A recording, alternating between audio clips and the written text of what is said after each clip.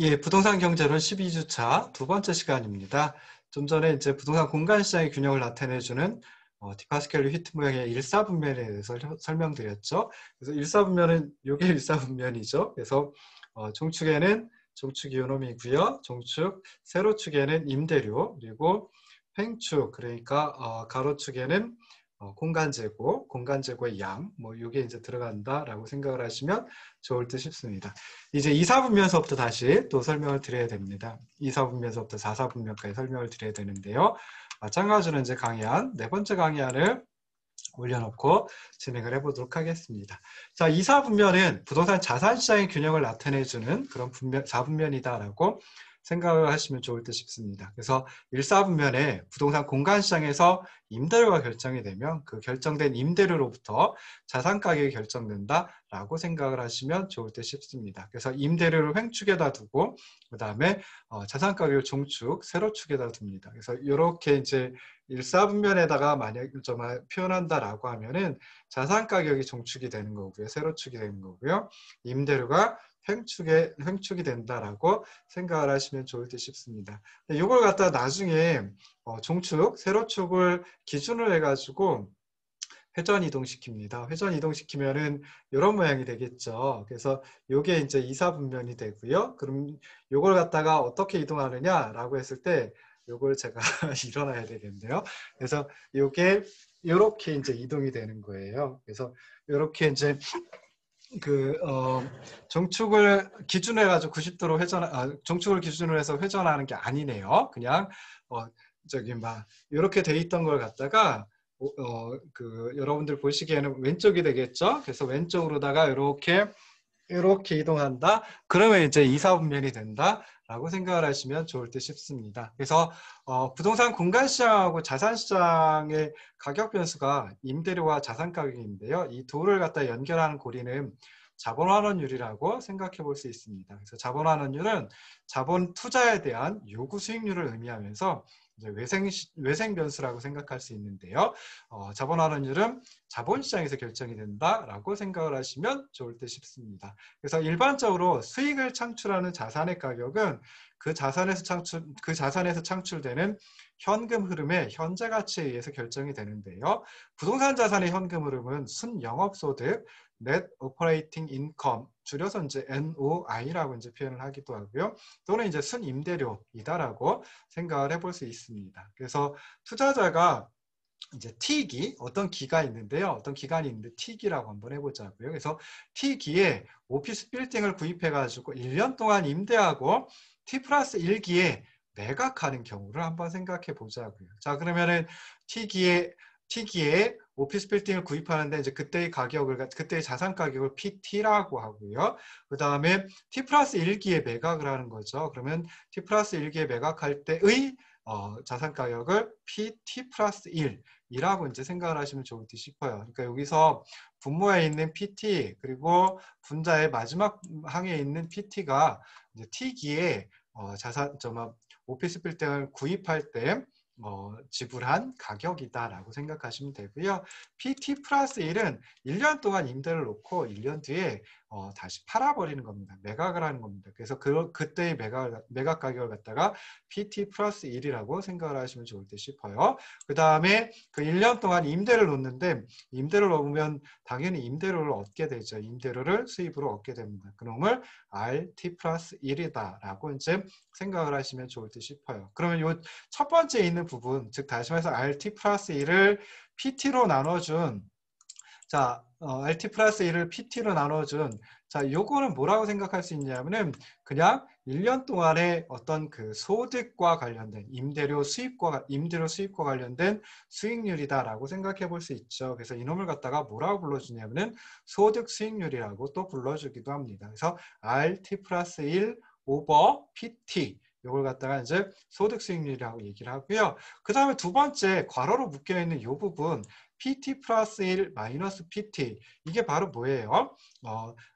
T기에 매입을 해가지고 T 플러스 1기에 매각을 했을 때 그때 얻게 되는 정말 그 양도 차익, 양도 소득이라고 생각을 해볼 수 있죠. 그리고 나서 그놈을 PT로 다 나눠준다라고 하면 이것도 이제 어떤 수익률인데 이놈을 갖다 자본 수익률이다라고 생각을 해볼 수 있습니다. 그래서 이렇게 앞부분에 있는 RT 플러스 1을 PT로 나눠준 거 그게 이제 소득 수익률.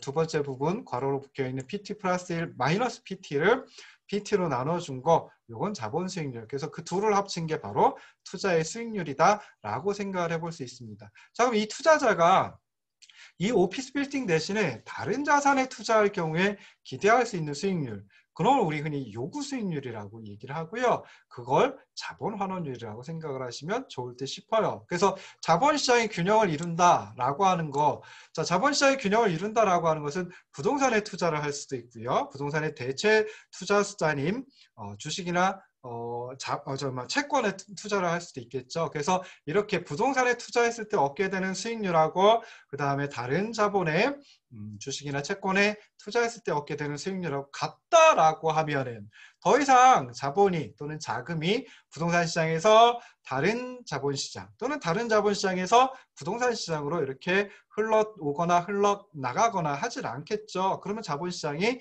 균형을 이룬다라고 생각해 볼 수 있어요. 그러니까 오피스 빌딩에 대한 투자 수익률하고 그 다음에 요구 수익률, 즉 다시 말해서 다른 자산에 투자할 경우에 기대할 수 있는 수익률, 요 둘이 같다라고 하면 그러면 더 이상 부동산 시장에서 다른 자본시장 또는 다른 자본시장에서 부동산 시장으로 자본이 흘러 들어오거나 흘러나가거나 하질 않게 되고 그러면 그 상태 그대로 유지를 하니까 자본시장이 균형을 이룬다라고 생각을 해볼 수 있습니다. 그래서 결국은 투자 수익률, 그러니까 오피스 빌딩에 대한 투자 수익률, 요 식에서 좌변에 있죠. 그리고 우변에는 요구 수익률, 즉 다시 말해서 다른 자본 또는 다른 자산에 투자할 경우에 기대할 수 있는 수익률, 이 둘이 일치하면 자본시장이 균형을 이룬다라고 생각을 해볼 수 있습니다. 자, 그러면 이제 여기서 요 식에서 좌변에 있는 놈 중에 분자에 마이너스 PT가 있어요. 이 부분이 있어요.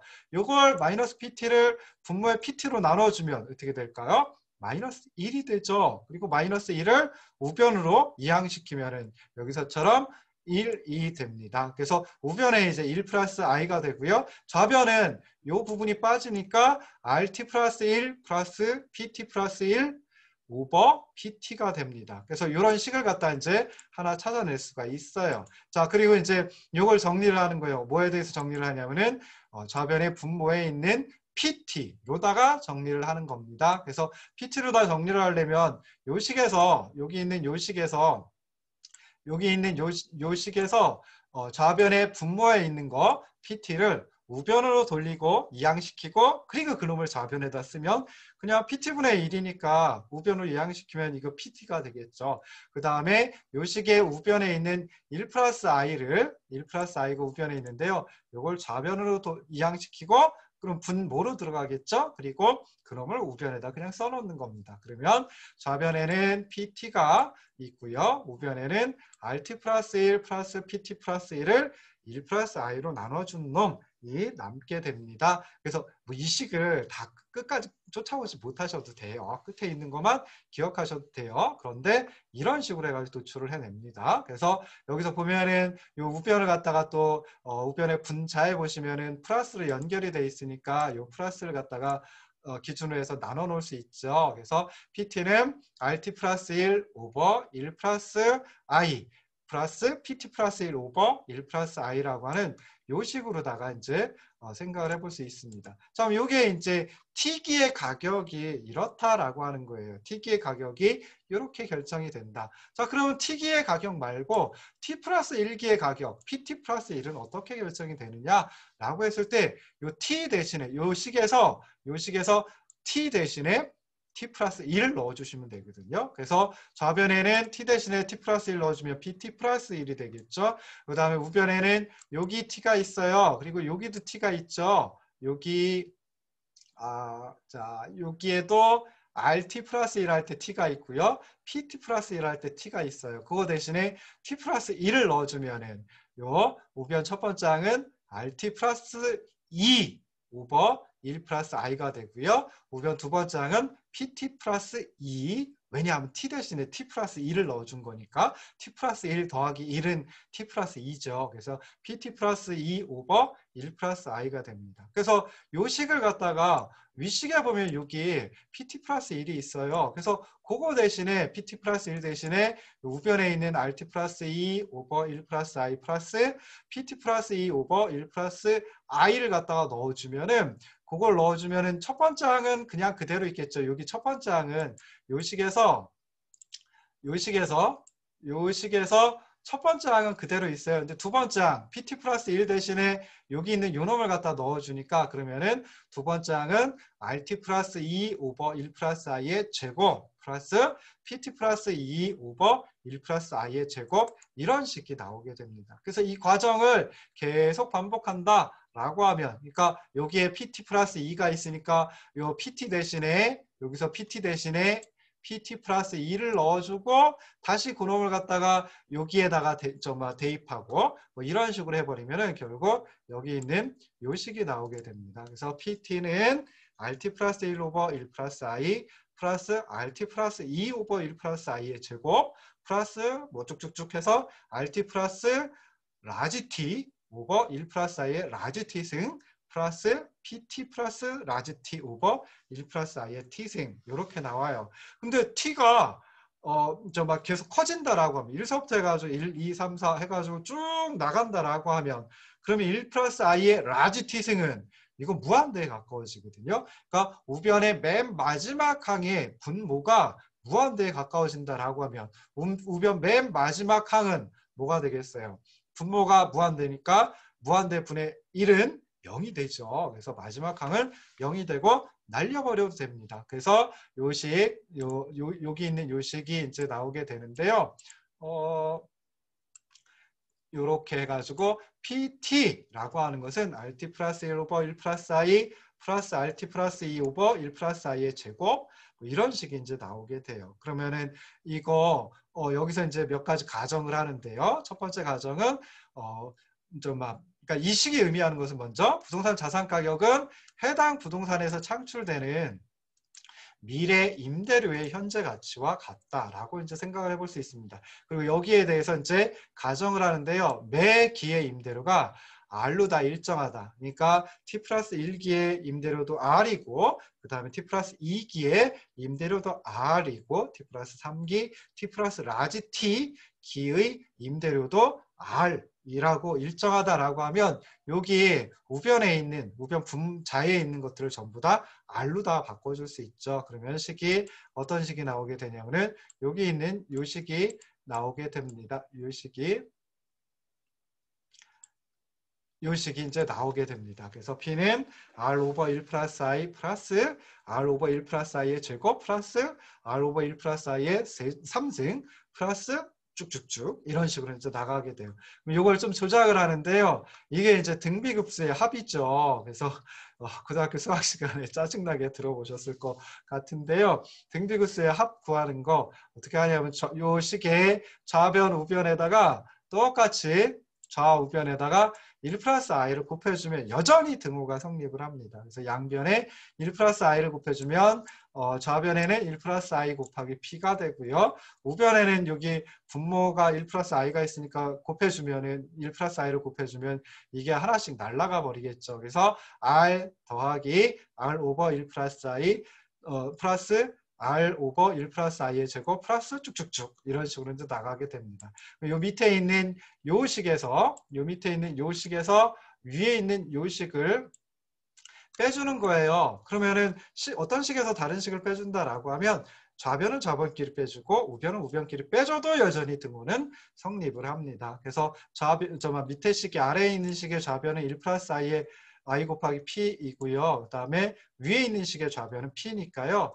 그걸 빼주면 1 플러스 i 곱하기 p에서 p를 빼준 거죠. 그러면 여기 괄호를 제거하면은 p 플러스 ip 마이너스 p니까 p가 플러스로도 마이너스로 들어가 있으니까 날아가 버리고요. 남는 거는 좌변에는 i 곱하기 p라고 하는 요 정말 간단하게 남습니다. 자, 우변은 자 아래식에서 보면 r 플러스 R 오버 1 플러스 I 플러스 R 오버 1 플러스 I의 제곱 뭐 이런 식으로 해가지고 요 아래식에 우변이 돼 있어요. 근데 윗식의 우변은 어떻게 돼 있어요?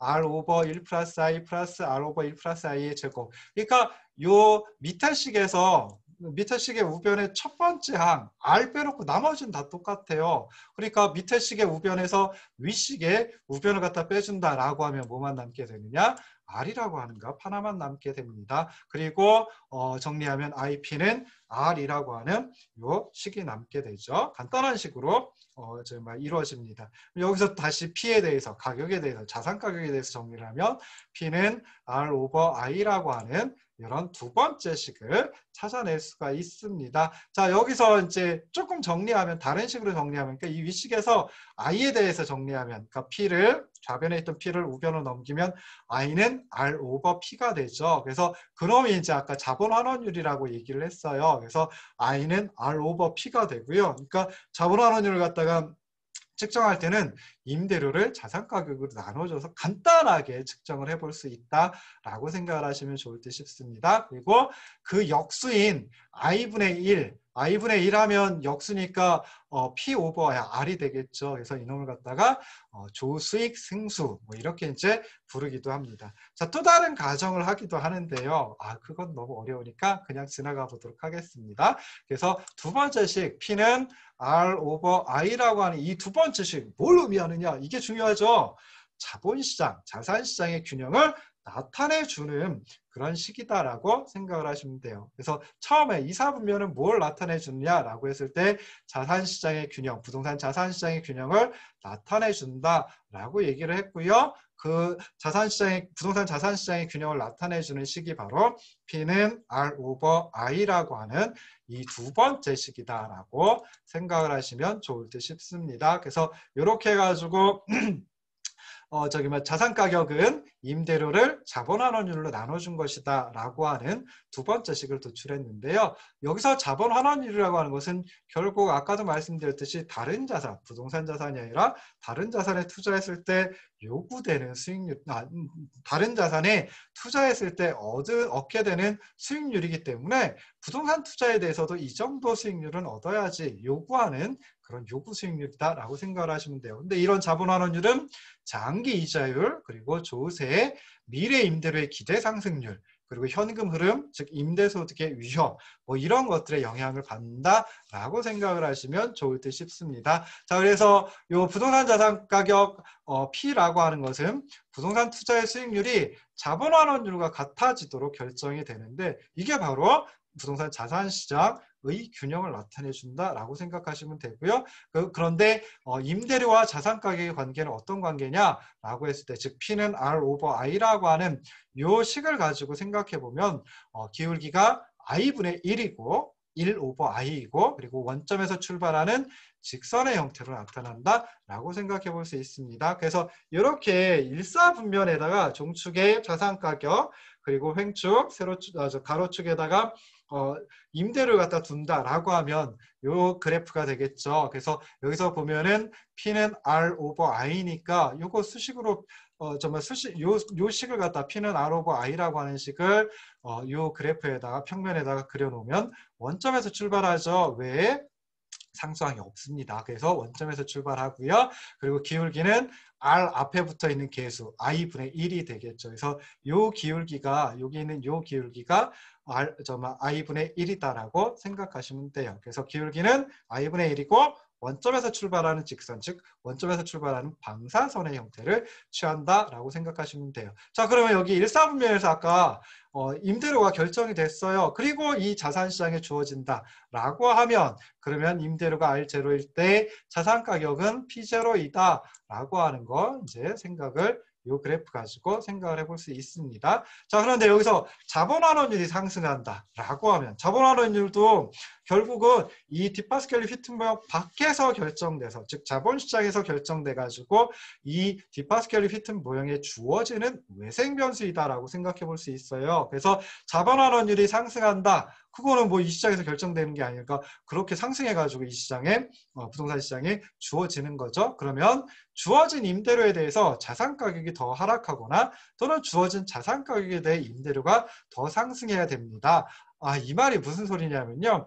여기서 P는 R 오버 I인데 자본환원율 I가 0.1, 즉 10%라고 한번 생각해 보자고요. 그러면은 10%니까 0.1이고요. 0.1분의 1이면 그건 10이 됩니다. 그래서 P는 10 곱하기 R이 되는데요. 자본환원율이 이제 10%가 아니라 20%로 상승했다라고 하면 0.2가 되죠. 그러면 I가 0.2가 되고요.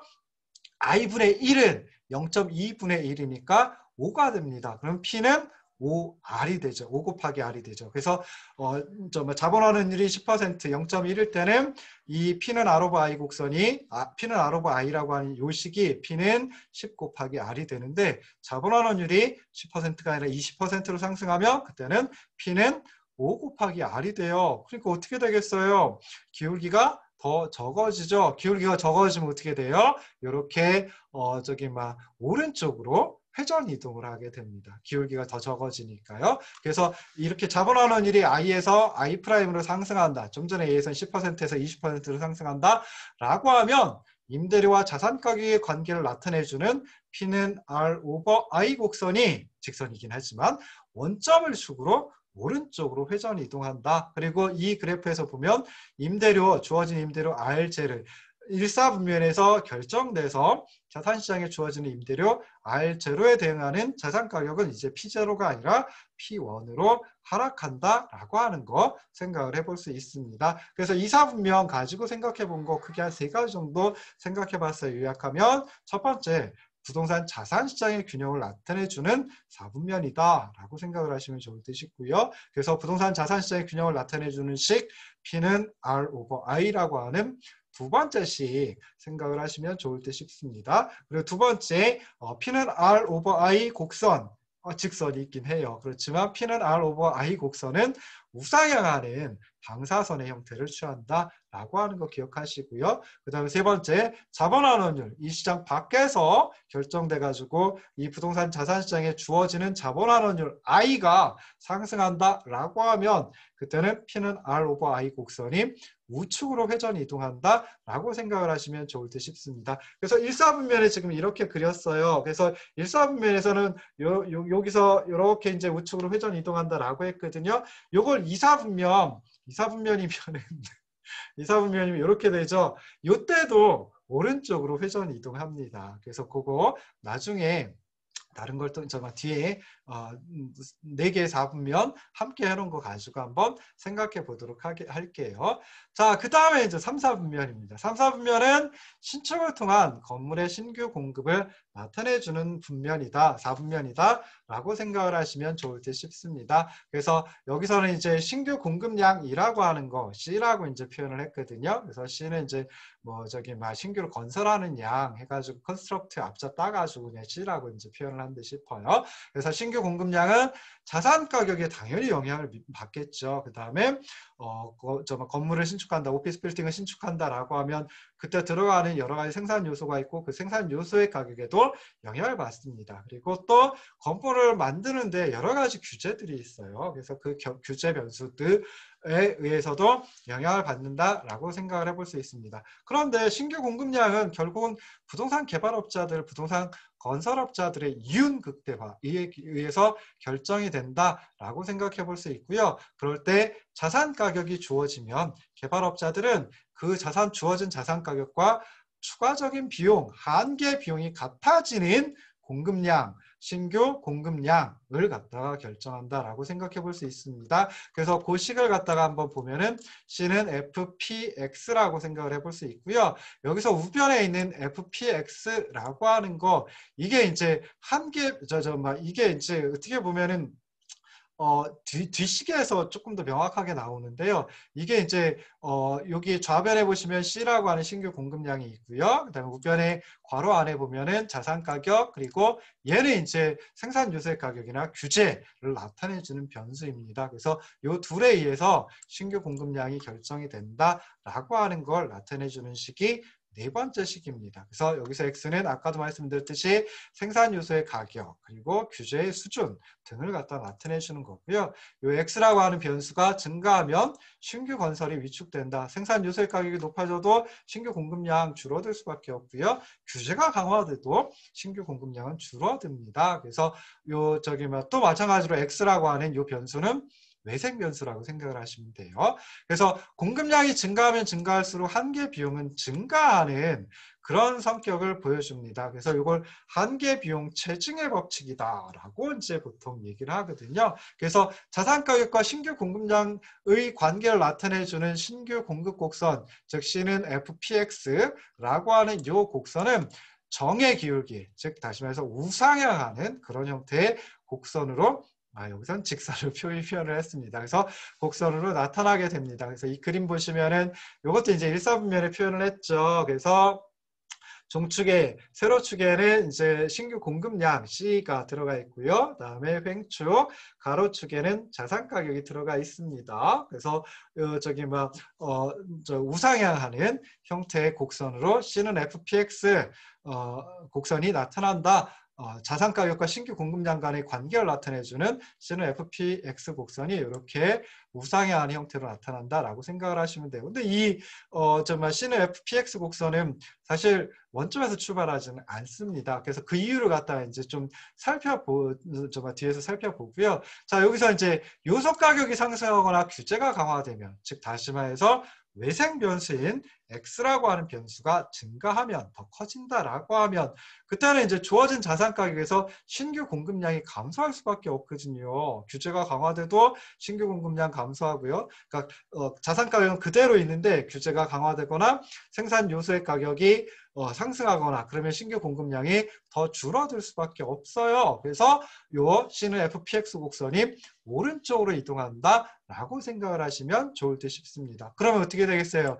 자산 가격이 P제로 주어졌을 때 C는 FPX일 때는, 즉 다시 말해서 X가 증가하기 이전에는 그때는 신규 공급량이 C제로인데 X가 증가했다. 그래서 C는 FPX 곡선이 C는 FPX 프라임으로다가 오른쪽으로 이동하면 그때는 신규 공급량이 C1으로다가 줄어들게 되죠. 그래서 이런 식으로 이제 변화를 한다. 그래서 그냥 쉽게 생각해가지고 규제가 강화되거나 생산 요소 가격이 상승하면, 즉 다시 말해서 X라고 하는 변수가 더 커진다라고 하면 요 C는 FPX 곡선이 여기서는 오른쪽으로 이동하고, 오른쪽으로 이동하는데 다시 보면은 원점에서 먼 쪽으로 이동한다라고 생각하시면 돼요. 이걸 나중에 3, 4분면으로 옮겨놓으면 오른쪽으로 이동하는 게 아니라 왼쪽으로 이동을 합니다. 근데 원점에서 먼 쪽으로 이동을 해요. 그래서 원점에서 먼 쪽으로 이동한다라고 생각을 하시면 좋을 듯 싶습니다. 자, 이 자산 가격과 신규 공급량 간의 관계는 다른 형태로도 이제 표현을 해볼 수가 있어요. 그래서 신규로 공급되는 부동산의 가격, 이게 자산 가격이죠. 그게 이제 P라고 했는데요. 이것이 건물 신축에 소요되는 비용, 엄밀하게 이제 추가적 비용, 한계 비용이 되는데요. 건물 신축에 소요되는 비용 FC라고 하면, 스몰 FC라고 하면 이것하고 같을 때, 그때 이윤이 극대화됩니다. 그래서 다음과 같은 5식으로 다 표현이 가능하거든요. 그래서 P는 스몰 FC라고 하는 이 표현으로도 이제 가능합니다. 그래서 여기서는 이제 X라고 하는 변수가 이 식에 들어와 있질 않아요. 그래서 X라고 하는 변수는 그냥 주어진 외생 변수이니까, 만약에 이 외생 변수가 변화했다라고 하면 이 그래프에서는 오른쪽 원점에서 먼 쪽으로, 그러니까 X라고 하는 변수가 증가한다, 더 커진다라고 하면 그때는 원점에서 먼 쪽으로 요 P는 FC 곡선 또는 C는 FPX 곡선이 이동한다라고 생각을 하시면 좋을 듯 싶습니다. 그럼 왜 이렇게 원점에서 출발하지 않고 원점에서 좀 떨어져서 출발을 하느냐라고 하는 건 어떻게 생각해 볼 수 있냐면요. 부동산을 개발할 때는 건설을 준비하기 위한 일정한 고정 비용이 소요가 됩니다. 그러니까 그 신규 공급량이 제로이든 또는 뭐 신규 공급량이 제로보다 0보다 크든 어찌됐든 고정적으로 들어가는 비용은 존재할 수밖에 없어요. 그래서 그만큼의 고정 비용이 존재하기 때문에 원점에서 좀 떨어진 그 횡축에서 출발을 한다라고 생각을 하시면 좋을 듯 싶고요. 신규 공급량이 증가함에 따라서 추가적인 비용이 더 커진다라고 했죠. 한계 비용 체증한다라고 얘기를 했어요. 그래서 신규 공급량이 증가하면 비용이 증가하기 때문에 FC는 C에 대해서 정의 기울기를 갖는다, 즉 우상향하는 그런 형태로 나타난다라고 생각을 하시면 좋을 듯 싶습니다. 자, 만약에 거의 동일한 건설 비용 수준에서 얼마든지 신규 공급이 가능하다라고 하면 그때는 어떻게 되겠어요? 동일한 가격 수준에서 신규 공급이 무한정 가능하다라고 하면, 죄송합니다. 동일한 건설 비용 수준에서 신규 공급이 무한정 가능하다라고 하면 그때는 요 C는 FPX 곡선 또는 P는 FC 곡선이 수직선에 가까워져요. 그리고 건설 공정의 장애, 용지 부족, 그리고 개발 과정의 장애 요소들, 이런 것들이 심하다라고 하면 공급이 좀 비탄력적이 될 수밖에 없죠. 그럴 때는 오히려 수평선에 가까워진다라고 하는 것까지 생각을 하시면 좋을 듯 싶습니다. 그래서 3, 4분면에서 생각할 거 4가지 생각을 하시면 좋을 듯 싶은데요. 신축을 통한 건물의 신규 공급을 나타내 주는 게 C는 FPX 또는 P는 FC라고 하는 곡선으로 이제 표현을 할 수 있다. 근데 이 P는 FC 곡선은 원점에서 출발하지는 않고 횡쪽에서 출발하면서 그러면서 우상향한 형태이다라고 하는 거 둘째 기억하시고요. 셋째, 규제 수준이 강화되든지 아니면 생산 요소의 가격이 상승한다. 그래서 X라고 하는 변수가 증가한다라고 하면 그때는 P는 FC 곡선이 원점에서 먼 쪽으로 이동한다. 여기서는 1, 4분면에서는 우측으로 이동하는데 3, 4분면에서는 오히려 좌측으로 이동을 합니다. 그래서 기억하실 때 원점에서 먼 쪽으로 이동한다 라고 생각을 하시면 좋을 듯 싶어요. 마지막 4번째, 신규 공급량이 생산 비용에 대해서 건설 비용에 대해서 좀 탄력적이다라고 하면 요 C는 FPX 곡선 또는 P는 FC 곡선이 수직선에 가까워진다라고 하는 것까지 기억을 하시면 좋을 듯 싶습니다. 오늘은 디파스켈리 휘트 모형의 개요에 대해서 살펴봤는데요. 4, 4분면을 설명을 못 드렸고요. 1, 4분면, 2, 4분면, 3, 4분면까지 설명을 드렸습니다. 그래서 다음 주차에는 이제 4, 4분면 마저 설명을 드리고요. 그리고 나서 이제 1, 4분면서부터 4, 4분면까지 총 4개의 4분면 한꺼번에 그려놓고 이제 설명을 드리도록 하겠습니다. 오늘은 여기까지 하도록 하겠습니다. 긴 시간 들어주셔서 고맙습니다. 고생하셨습니다.